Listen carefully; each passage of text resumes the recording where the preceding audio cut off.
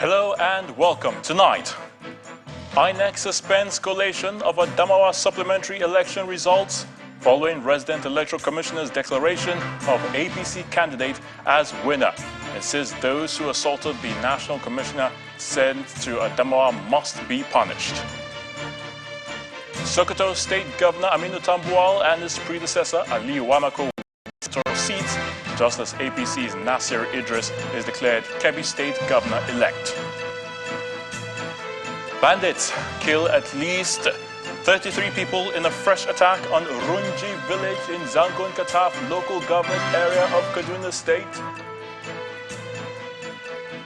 And scores killed in Sudan as army rival forces engage in fierce battle for power, dealing a new blow to hopes for the country's transition to democracy. We begin with INEC's reaction. The National Commissioner and Chairman of the Information and Voter Education Committee of the Electoral Umpire, INEC, that's the Independent National Electoral Commission, Mr. Festus Okoye, has given further clarification on the supplementary governorship election that took place in Adamawa State in Nigeria's northeast. He told newsmen in Birnin Kebbi that the Resident Electoral Commissioner in Adamawa State had no right to declare results and that those who assaulted one of the two INEC national commissioners sent to supervise the supplementary election must be found and severely dealt with. Well, the situation in Adamawa State is that the commission has suspended further collation of results in Adamawa State. This commission appointed a collation/returning officer for the governorship election in Adamawa State. And we appointed the Deputy Vice Chancellor of the University of Maiduguri as the collation/returning officer. The commission has not relieved him of that particular responsibility. The Resident Electoral Commissioner for Adamawa State exercises what we call delegated authority, powers delegated to him by the Independent National Electoral Commission. The acting as collation and returning officer are not part of the powers delegated to him.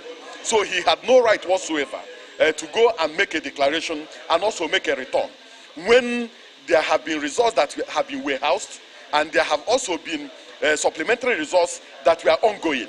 10 local governments have been announced. The other local governments have not been announced. So it was out of place for him to assume the task of a returning officer, go and make a declaration and a return when collation was still ongoing. So the commission has suspended further collation of results in Adamawa State, and the commission has summoned the returning officer to Abuja, and the returning officer is already in Abuja. The commission has also summoned the Resident Electoral Commissioner for Adamawa State to Abuja, and we expect him to be there. And all the other officials that played one role or the other have also been summoned. Now, if you see what is trending, two national commissioners were deployed to Adamawa State. One of them was brutalized. One of them was stripped naked. That will not be allowed to stand. The security agencies must unmask those who engage in that particular act. They must be arrested, they must be investigated, and they must be prosecuted.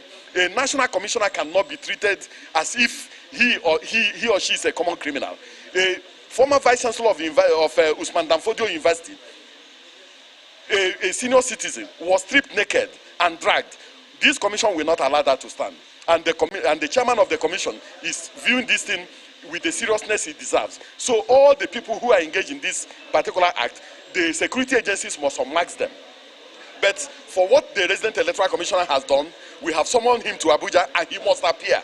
And the commission will sit as a commission and take a decision, one, on further collation of results of the Adamawa governorship election, and also on what to do with the Resident Electoral Commissioner for Adamawa State.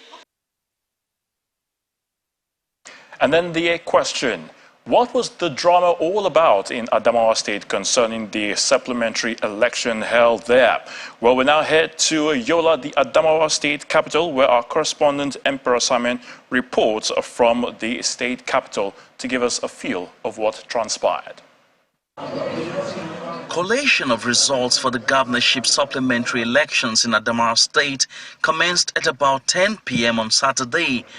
The state returning officer, Professor Mohammed Mele of the University of Maiduguri, alongside two national commissioners of INEC, namely Dr. Baba Bilal, who is the National Commissioner supervising Adamawa, Gombe and Taraba states, as well as Professor Abdullahi Zuru, who is the National Commissioner supervising Kano, Katsina and Jigawa states, are overseeing the process. The resident electoral commissioner of INEC in the state, Mr. Udo Ari, is absent, but no reason is given for his absence.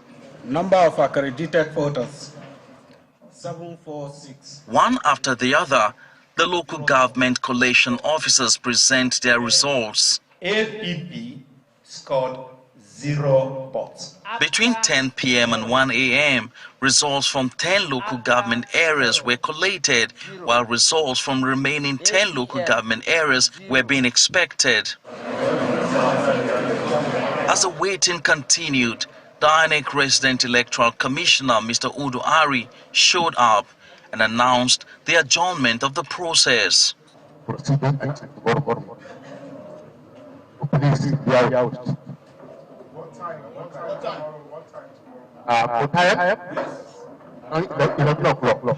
However, before the scheduled time and while stakeholders were yet to reconvene, Mr. Ari showed up at about 9 a.m.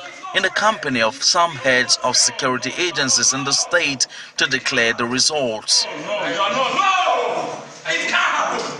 This is not fair. You cannot. Most of the mainstream media were absent, and only those with phones could capture the moment.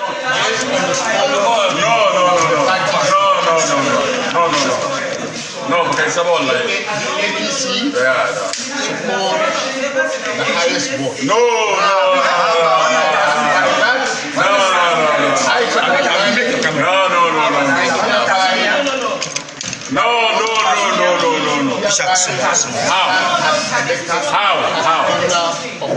How? The two national commissioners overseeing the collation process and the state returning officer are not present, and most of the mainstream media were absent. Only those with phones could capture the moment. But while the controversy is on, the governorship candidate of the All Progressives Congress, Mrs. Aishatu Binani, is elsewhere making an acceptance speech in which she appreciated the people of Adamawa State for voting for her. He gave 11 o'clock. We honor it without any complaint, looking at the situation, but he comes around 9 o'clock when the collections of the 10 other local governments have not finished.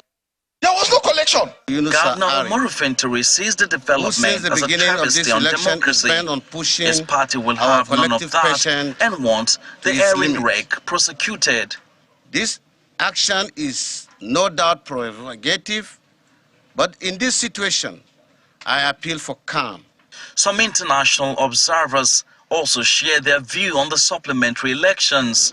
I think for this state, which is doing a lot, and a lot of things are going on, I think the generation of young people that are here deserve that this election itself should be finished. Meanwhile, the Independent National Electoral Commission, in a swift reaction, has declared the action of the resident electoral commissioner as null and void. It has also suspended the collation of results and summoned Mr. Udo Ari to the national headquarters. In the meantime, the presidential candidate of the People's Democratic Party, Mr. Atiku Abubakar, is accusing the Independent National Electoral Commission, INEC, of approaching the Adamawa state election with a premeditated mindset to secure victory for the APC.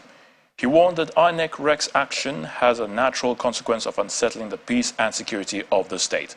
In a statement by his media advisor, Mr. Paul Ibe, he says, "It must be put on record that the people of Adamawa State will not allow themselves to be cheated 3 times in a row.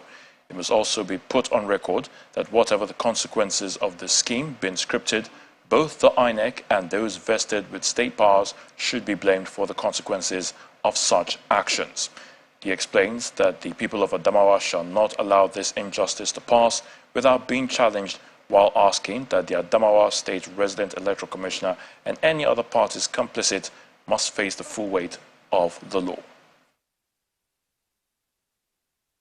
Meanwhile, the People's Democratic Party, the PDP, are calling for the immediate arrest and prosecution of the Resident Electoral Commissioner in Adamawa State, Mr. Udo Ari, over alleged illegal declaration of Mrs. Aisha Binani of the All Progressives Congress APC as the winner of the supplementary election. Addressing a news conference in Abuja, the National Publicity Secretary of the party, Mr. Debo Olugwagwa, says Mr. Ari's action is subversive and calculated to cause crisis in Adamawa State, destabilize the nation's democracy and peaceful coexistence of Nigerians.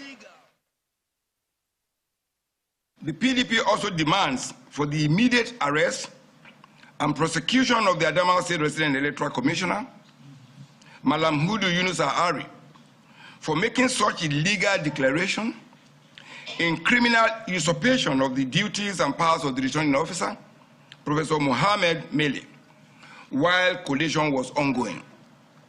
It is even more absurd that the Adamawa State REC did not only usurp the powers of the returning officer, but attempted to declare a winner without figures, in reckless violation of the provisions of the Constitution of the Federal Republic of Nigeria 1999 as amended, the Electoral Act 2022, INEC guidelines, as well as the sensibility of the people of Adamawa State. This reprehensible criminal conduct of the Adamawa State REC confirmed the earlier alarms by the PDP, which demanded for its immediate removal from Adamawa State following evidence of his complicity and being compromised by the APC and its candidate to manipulate the election in their favor, notwithstanding the votes by the people of Adamawa State. The Department of State Services, the DSS, has commenced an investigation into the attack unleashed on one of its operatives during the controversial governorship election rerun in Adamawa State. In a viral video, an official of the DSS is seen being manhandled by some political thugs in Yola, the Adamawa State capital. The Public Relations Officer of the DSS, Dr. Peter Afunaya, while reacting to the development in a statement on Sunday, that's today, said a full-scale investigation into the matter had already begun. Well, the Independent National Electoral Commission, INEC, has declared Mr. Idris Nasir of the APC winner in the Kebbi State governorship election after polling 409,225 votes. Mr. Nasir beat his closest rival of the PDP, Mr. Aminu Bande, who scored 360,940 votes out of the 800,560 accredited voters. After voting and collation process, the INEC returning officer for Kebbi State, Professor Saidu Yusuf, declared the APC candidate, Nasir Idris, as winner of the election, having scored the highest vote cast and meeting the requirements of the law. I, Professor Yusuf Saidu, hereby certify that I am the returning officer for the 2023 Kebbi State governorship election held on the 15th day of April 2023. The election was contested. The candidates received the following votes. 1. Mohammed Sani Abdullahi of A Party, 152 votes. Idris Nasir of APC, 409,225 votes. Kase Gambo Paul of LP, 1,547 votes. Bande Aminu of PDP, 360,940 votes. Idris Abubakar Kudu of PRP, 3,136 votes. Suleiman Magaji of ZLP, 216 votes. That Idris Nasir of APC, having satisfied the requirements of the law, is hereby declared the winner and returned elected. In part two, after the break, Bandits kill at least 33 people in a fresh attack on Runji village in Zangon Kataf local government area of Kaduna State. Please join us again.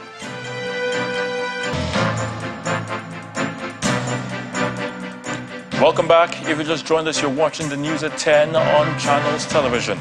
A reminder of our top stories.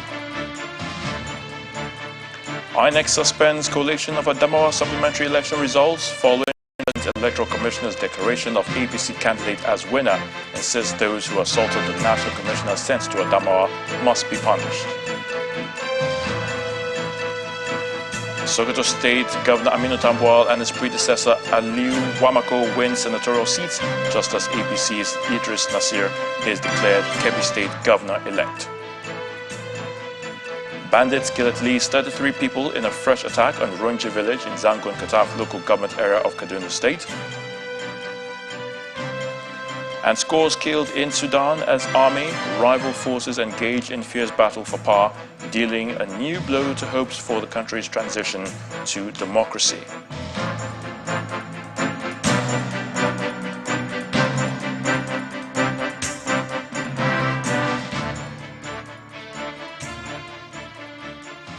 Former Governor of Sokoto State, Senator Aliu Wamako, has been declared winner of the Sokoto North Senatorial Seat supplementary election held on Saturday.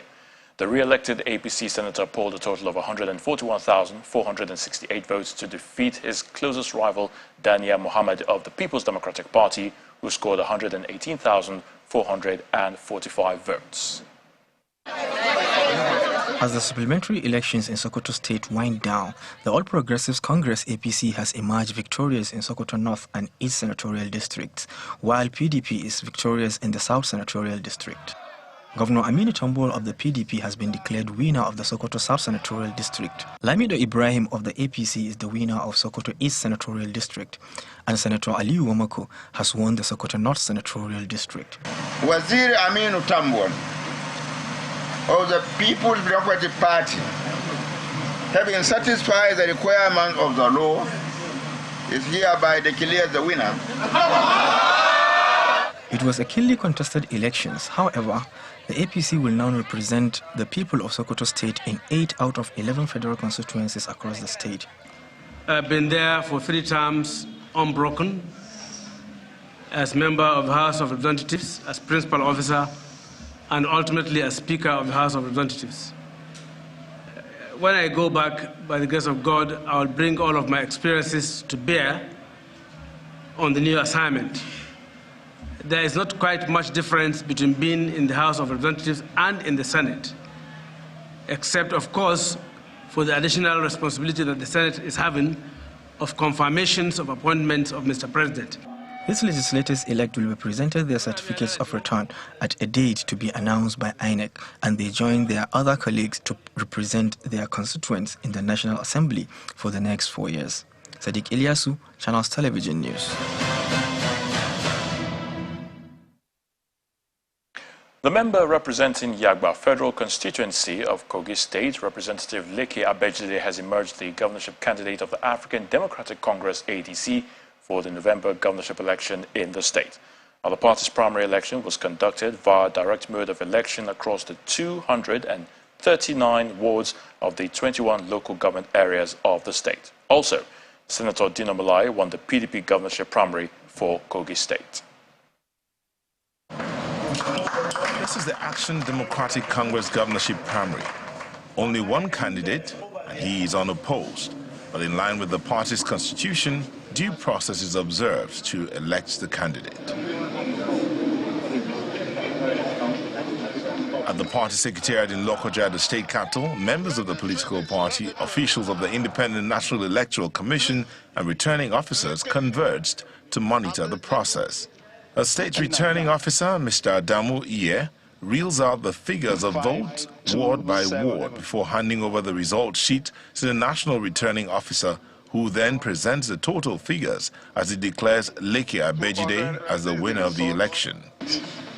Total number of votes pooled, that is called 9,456.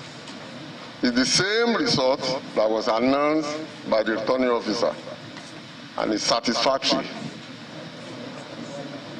I hereby announce the winner, Leke Abejide Joseph. Shortly after receiving his certificate of return from the party's National Coalition Officer, the candidate pledges to upgrade his special education intervention scheme by paying WAEC fees for all students in the 3 senatorial districts of the state, as well as prompt payment of workers' salaries and tackling insecurity in the state. The Leke Abejide hereby accept this election conducted today, the 15th of April 2023, where I was declared the winner, and I hereby accept to run for the office of governor.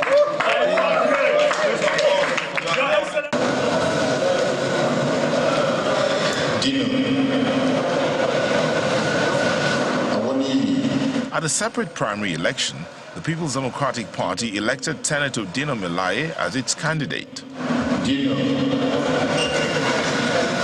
The returning officer announces the results of the election, which was keenly contested.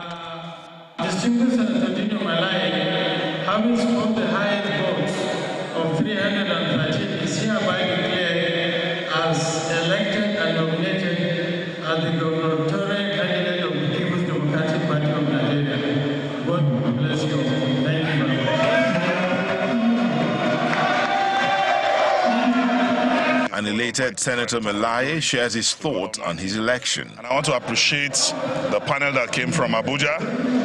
I mean, the process was very transparent and very straightforward.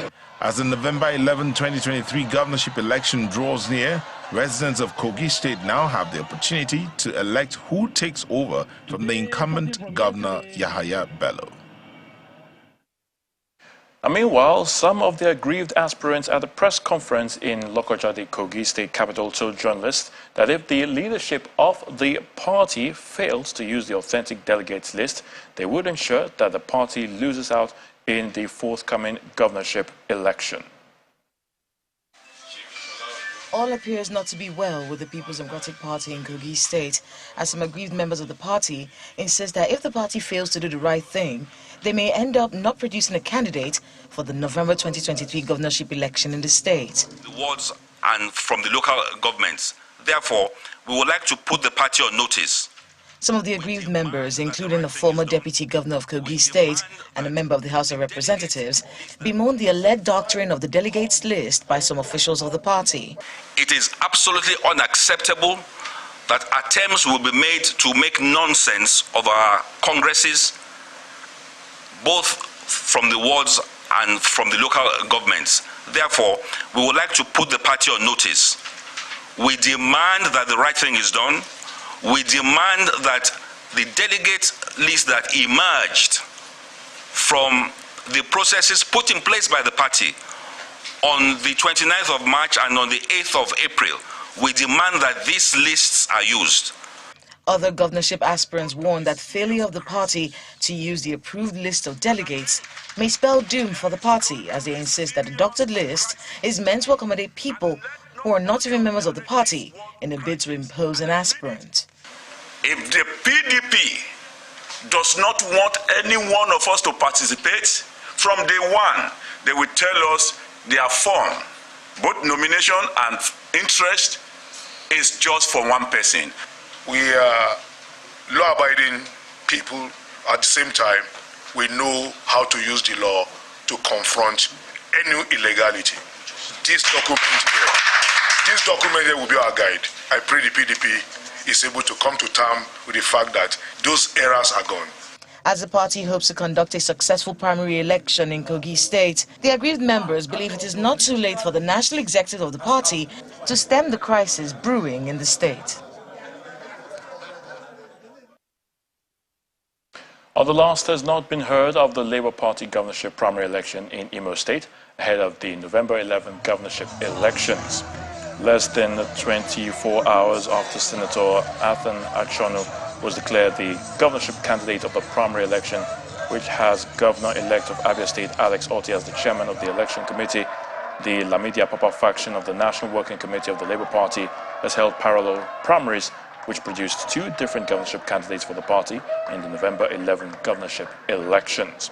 The governorship primaries produced Chibu Tutu Isiguso as the winner. In a related development and in another venue, another primaries was holding. This time, the primaries conducted by another member of the Lamidia Papa faction of the NWC in person of the National Vice Chairman Northeast, Alkali Mohammed Ibrahim. Other primaries produced Ikechukwu Kaibu as the winner. Meanwhile, the other faction of the Labour Party in Imo State, led by its chairman, Onyekulisi Festus, which held its primary election yesterday, has produced Basil Maduka as the winner.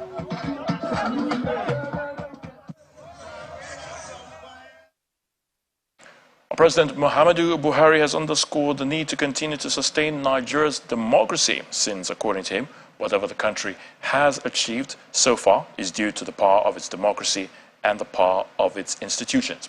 Now, the president was speaking after listening to briefs by some government officials who had paid him a visit in the Kingdom of Saudi Arabia. Some of the officials took the event to give account of stewardship at their respective offices. The chairman of the Economic and Financial Crimes Commission, Mr. Abdurrashid Bawa, promised to prosecute all suspects involved in fraud in the just concluded elections. He also promised to conclude ongoing court cases and prosecute more offenders in the Commission's fight against financial crime. The governors of Borno and Yobe states commended the president's effort in curbing the threats of Boko Haram terrorists in the states and say they are excited about the peace they now enjoy. Well, the governor-elect of Katsina State, Dr. Diko Rada, committed to an open and transparent government as promised during his campaign. While others present at the meeting with the president were the chairman of the Nigerians and Diaspora Commission, Abike Dabiri Erewa, and the past chief of army staff, General Tukur Buratai, retired. Those who would be working with the president-elect, Senator Bola Tinubu, may need to be ready to work extra hours. This is according to his former chief of staff and minister of works and housing, Mr. Babatunde Fashola. According to Mr. Fashola, the president-elect is one who gives attention to details. He was a guest tonight on our political program, Sunday Politics. He also described Senator Bola Tinubu as an individual who is not given to distractions from unfounded accusations.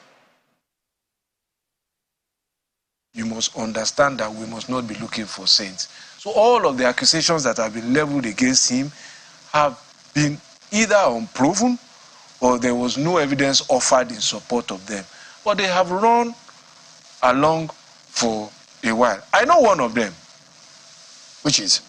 So they said that he owned the Oriental Hotel. Does he?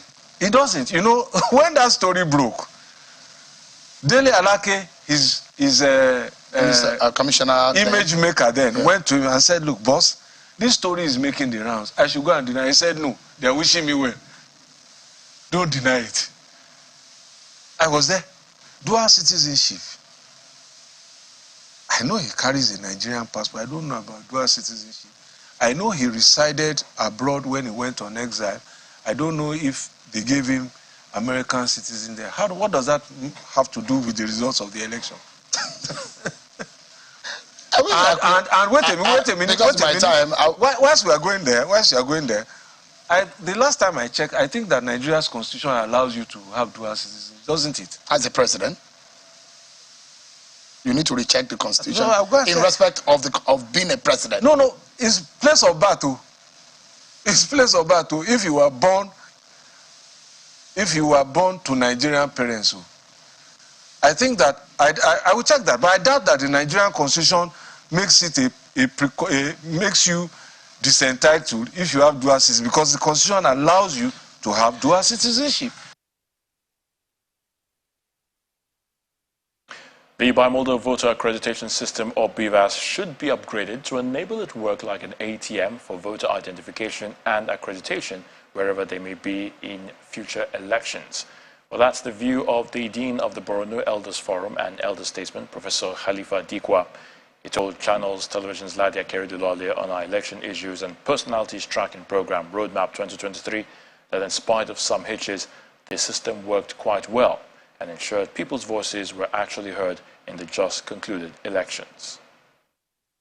it worked very well, and I also said that next session by 2027, if we are very much around, the beavers should be able to work for us like an ATM, so that the beaver could identify you wherever you are. If and only if Nigerians will come together and say, let us have a data bank for all Nigerians, so that I don't have to be filling applications and so on if you are moving from Lagos to Port Harcourt or coming to Maiduguri. So it should work for ATM. The next time, I think somebody is sleeping somewhere in the developed world. By that time, the beaver, something more viable, it will be improved upon. It will be better for us. And again, I'm so happy that people who are not accredited, that is the beavers, what do you call it? Biometrics. Bio what? Biometrics, yes. Voter accreditation system was very good. It helped because people used to think that they can sit in their rooms and decide who becomes what in the world. And therefore now the people of Nigeria have had the opportunity to decide who becomes what. And that is excellent, something that will knock out the concept of amassing a lot of money, the sources of which nobody could determine, but only to come at the end of 4 years to get some people to make the noise, settle some people here, compromise others, the system, and so on. For the full interview with Professor Khalifa Dikwa, do watch Roadmap 2023 tomorrow, Monday, April 17th at 9 p.m. right here on Channels Television. Now, yesterday, the Independent National Electoral Commission, INEC, conducted supplementary elections, of course, to elective posts. Now, the question that seems to be on the lips of most Nigerians is, have the curtains now been closed on the 2023 general elections? Well, to share insights about the declared results is Babajide Ogusowo, founder of Leadership by Data and Channels Television's data analyst. Babajide, it's great to have you again on the news. Pleasure as always, mine as always. All right, so has there been any upset, in the results declared so far? Let's start with that. It's been upset, surprises. What I've seen is there are 7 surprises. I'll probably use that word, surprises. The first surprise is what exactly is going on in Adamawa State over here. One surprise, and that's because, exactly on this date, it's now 36 years past 2 centuries. I'm talking about that year, 1787. This same day, America released its first comedy, made in American produced comedy. That was the first time we saw that. It was called The Contrast. Today, we are seeing made in Nigeria electoral comedy in Adamawa State. Adamawa State Resident Electoral Commissioner, REC, announced the results. Does he have the power to do that? No, he doesn't, but he still went ahead to do that. Made in Nigerian comedy going on in Adamawa State. First surprise. 2 other surprises. Benue, Sokoto. Going into this election, these 2 states controlled by the PDP, now Benue, Sokoto, controlled by the APC. Another 2 surprises. Plateau State, Zamfara State. Going into this election, Plateau State and Zamfara State controlled by the APC, now Plateau State, Zamfara controlled by the PDP. Look at what's going on in the southeast. Abia State, going into this election, controlled by the PDP, now Abia State is going to be controlled by the Labour Party. Let's look at Kano State, going into this election, controlled by the APC, now Kano State controlled by the NNPP. So in all, we are looking at 7 surprises again. Adamawa State, based on electoral comedy. Benue, Sokoto State, based on states that are flipped. Plateau, Zamfara as well, flipped to the PDP. And we're looking at Abia State and Kano State going to 2 other parties. 7 surprises. Interesting. Now, I want us to go back to Adamawa State. I mean, from what we have seen there, what do the released results so far, what does it reveal? You talked about the comedy there going on in Adamawa State. And so let's look at exactly what is going on across the 21 local governments in Adamawa State. Based on the results that we've seen released, official results released by the INEC, they say that the APC currently is in the lead in 8 local governments out of the 21 local governments. So these results are the officially declared results. 8 local governments, currently APC in the lead. However, we're looking at elections that are taking place. In these 8 local governments, that APC is in the lead.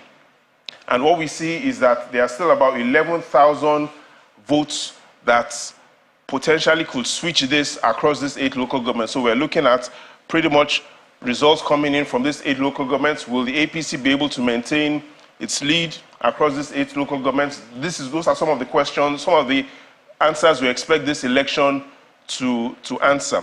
However, if we take a look at exactly what local governments, the PDP, based on INEC's results, if we look at the states, the local governments, the PDP is in the lead, we'll notice that there are 13 local governments that the PDP is in the lead. When this election happened in 2019, Governor candidate Fintiri won 12 local governments, he lost 9.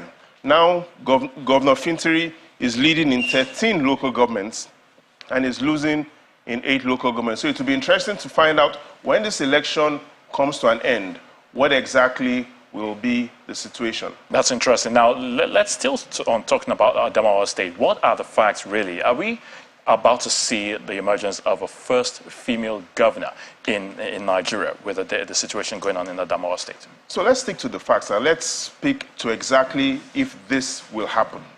Here's the summary. Based on the supplementary elections that have gone on in Adamawa State, the maximum number of votes any of the candidates can get, maximum 37,000. That is the number of votes available for all the candidates. However, the election is currently being won by the PDP with 31,000 votes. So the situation, Ayo, Governor Fintiri is leading by 31,000 votes. The number of votes that is available, that is left for everyone, 37,000. In simple terms, there are 2 conditions that the female governor who wants to become the first female governor needs to achieve. The first condition, she needs to make sure that 82% of these voters come out to vote. And she also needs to make sure that every of these 82% outstanding votes goes to her.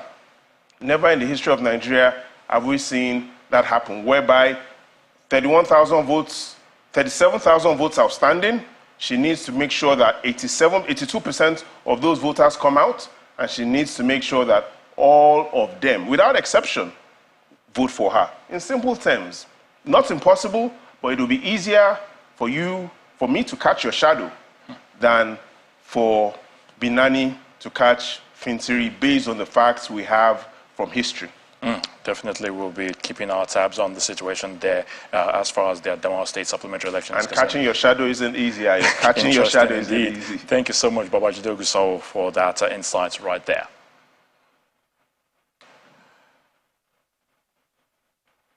Now, 271 teachers from public and private schools in Edo and Delta States who have just graduated from the 2022-23 Separate Teachers Empowerment Program, which enables them to improve on their teaching methods, have been advised to let the impact of their training be evident in the students' learning. Now, the company, through its new energy arm, has also equipped and donated a science, technology, engineering, arts, and mathematics STEM laboratory to Ihogbe College in Benin City in Edo State.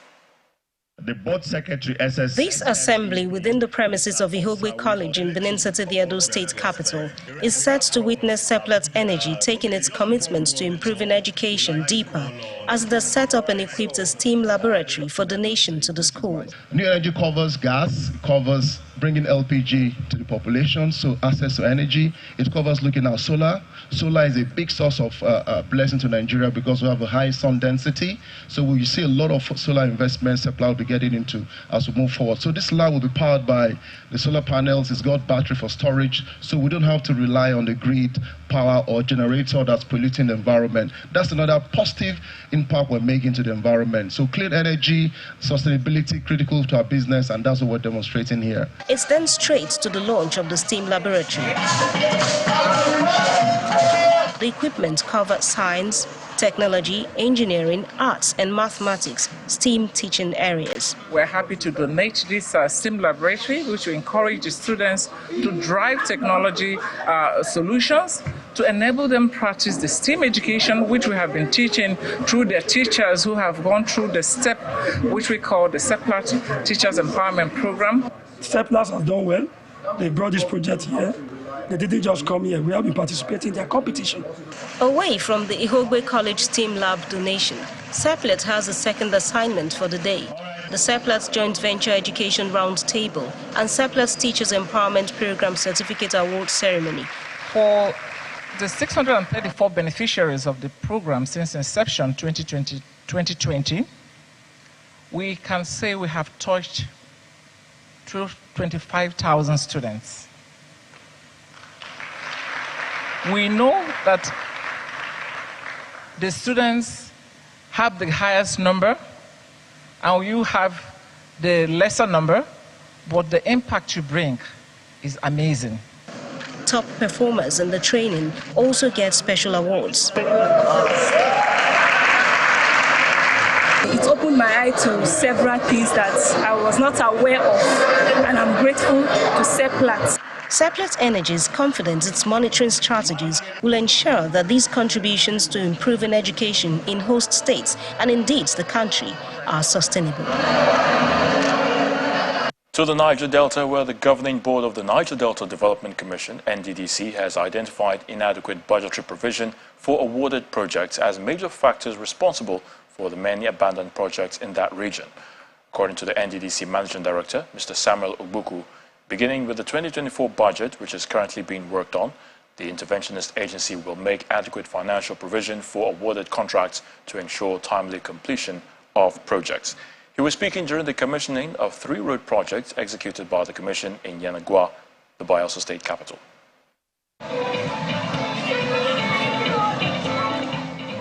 It's the commencement of the inauguration of projects executed by the Niger Delta Development Commission, NDDC, across the 9 states of the region, and the leadership of the commission, led by the chairman, Mr. Samuel Ogbuku, is in Yenagoa, the Bayelsa State capital, for the commissioning of 3 road projects. The new GRA Extension Internal Roads Igbogene Community and the 16 Brigade Nigerian Army Barracks now wear new looks. These houses were not in existence in this place because here was bush. If they give you land here, you will not even consider it important. But look at the qualities of the buildings here and the type of people who live here. You will know that we have intervened. It's not only in high density areas, but in low density areas, which shows that we are having a total intervention. If you see the way this road is before, I don't think even with your foot you can walk in. But since the Niger Delta Development Commission came in, you can see what we are witnessing today, a very smooth road, a road that can be compared to even the federal government project. This project is commissioned, glory of God, in the use of the people of the Niger Delta. Thank you. The NDDC boss assures the people of the Commission's efforts to deliver on its promises. We are here to let you know that NDDC is not a failure, but there is also a success story in NDDC to be celebrated. We can assure you that NDDC is going to do much more than this, and just like as you said, we are going to embark on more big ticket projects which will bring about development in the Niger Delta. At Igbogene community, the people are delighted. This is what every community wants to see. We want progress, we want building of infrastructure, and for the type of terrain that we belong, any little road is like building the best of monuments you can ever imagine. The NDDC boss promises to ensure all projects in the oil-rich region are completed for the benefit of the people. Starting from our new budget cycle, we are going to tackle it by ensuring that there is adequate provision of funds for the budget so that we can fund them. And I told you earlier Some of these projects are not only just abandoned because they are not to be paid for, but budget is law.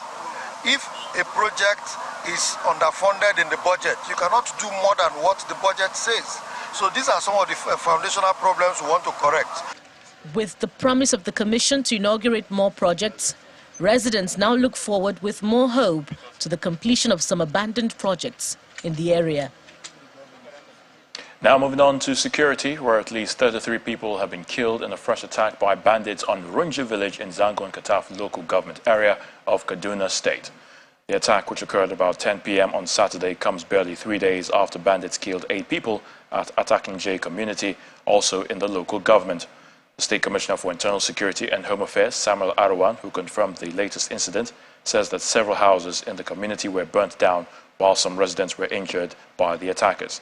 On the spot, the national president of Atiap Community Development Association, Sam Timbuwak, told Channels Television that the military vigilantes also recorded fatalities during a gun duel with the bandits.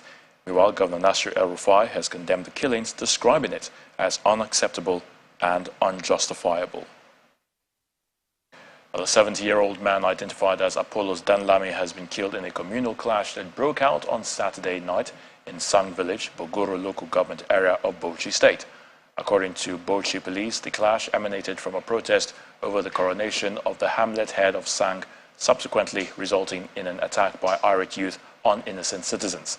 65 houses were set ablaze during the clash, and property worth millions of naira were destroyed, as several people, including a 65-year-old man known as Nemiya Bature, were injured. The police public relations officer, Ahmed Wakili, says that an investigation has already commenced into the incident in order to arrest the perpetrators.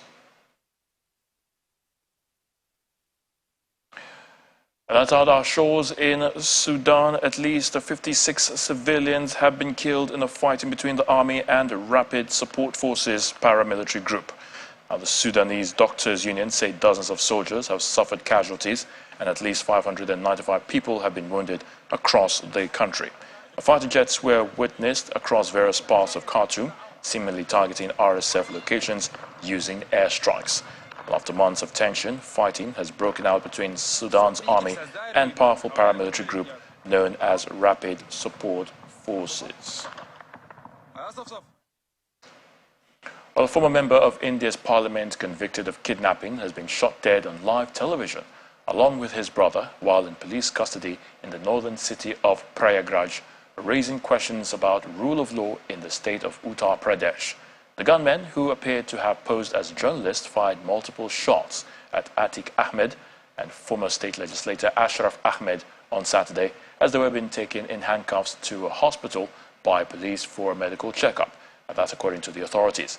Well, 3 suspects quickly surrendered to the police after the shooting, with at least one of them chanting Jai Shri Ram or Hail Lord Ram, a slogan that has become a battle cry of sorts for the Hindu nationalists in their campaign against Muslims. Now, the 2 victims were from India's Muslim minority, but police did not say whether they were investigating a possible sectarian motive in the killings. At least 16 people have been killed and 9 others injured when a fire swept through a building in an older neighborhood of Dubai in the United Arab Emirates. The fire broke out on Saturday on the 4th floor of the building in the Al Ras neighborhood. A statement by a UAE-based newspaper quotes the Dubai Civil Defense Force as saying preliminary investigations showed the fire was caused by a lack of compliance with building safety and security requirements.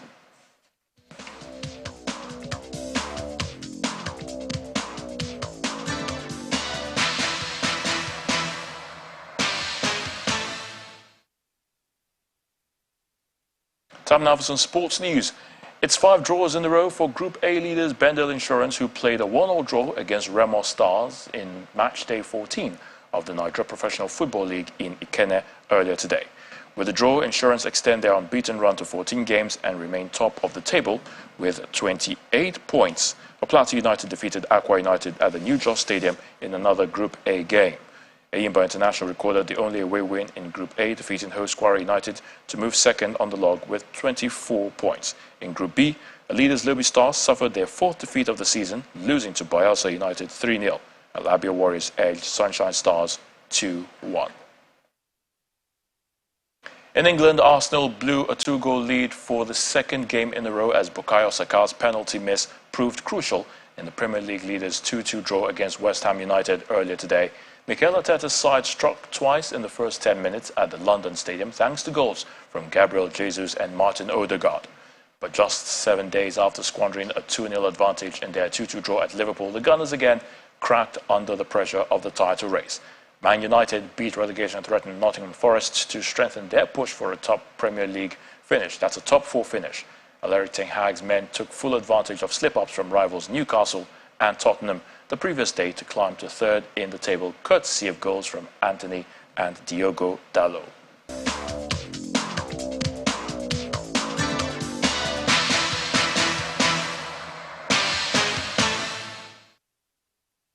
And just before we go, let's bring to your notice our esteemed viewers that from tomorrow, Monday, April 17th, Channels Television will now be viewed on GoTV Channel 27. This means after today, you can no longer watch Channels Television on the usual Channel 48 on GoTV, but on Channel 27 going forward. Indeed, we appreciate your understanding and loyalty as we continue to serve you. And the main news again. INEC has suspended collation of Adamawa State supplementary election results following the Resident Electoral Commissioner's declaration of the APC candidate Aisha Binani as the winner, insisting those who assaulted the National Commissioner sent to Adamawa must be punished. And that's the news at 10 tonight. I'm Ayotunde Balogun. Many thanks for watching. Have a good night.